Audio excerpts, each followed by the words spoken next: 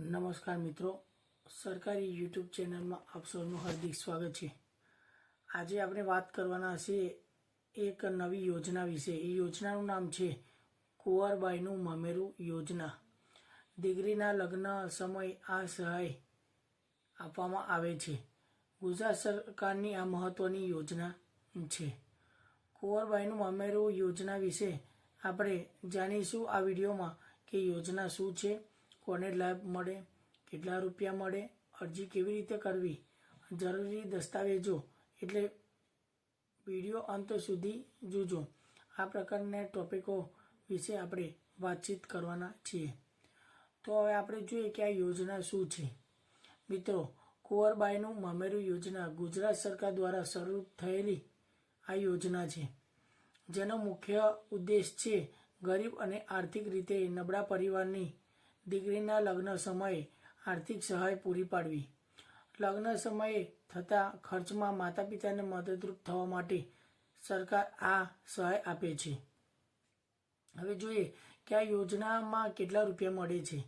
તો આ યોજનામાં દીકરીના લગ્ન માટે 12,000 રૂપિયા સીધા લાભાર્થીના બેંક ખાતામાં ડીબીટી દ્વારા જમા થાય છે।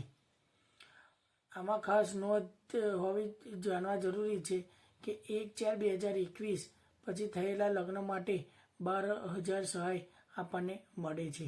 એની પહેલાં જો કોઈનું મેરેજ થયું હોય તો એ સહાય માટે પાત્રતા ધરાવતા નથી।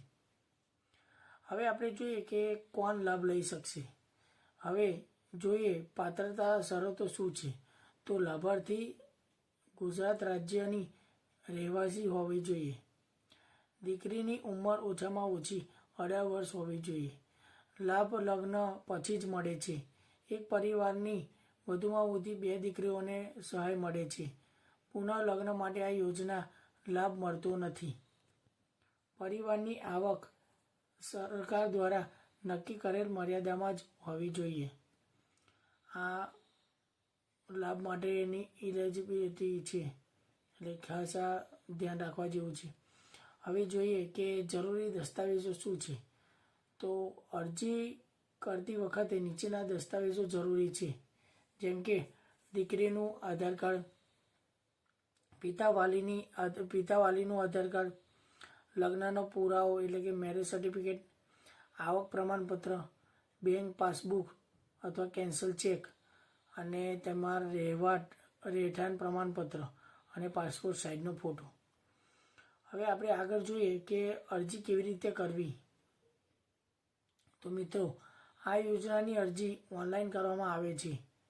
ઈ સમાજ કલ્યાણ ગુજરાત પોર્ટલ પર જાઓ, કુંવરબાઈનું મામેરું યોજના પસંદ કરો, ફોર્મ ભરો, જરૂરી દસ્તાવેજો અપલોડ કરો, ફોર્મ સબમિટ કરો, પછી સરકાર દ્વારા ચકાસણી બાદ 12,000 રૂપિયા સીધા બેંક ખાતામાં જમા થાય છે।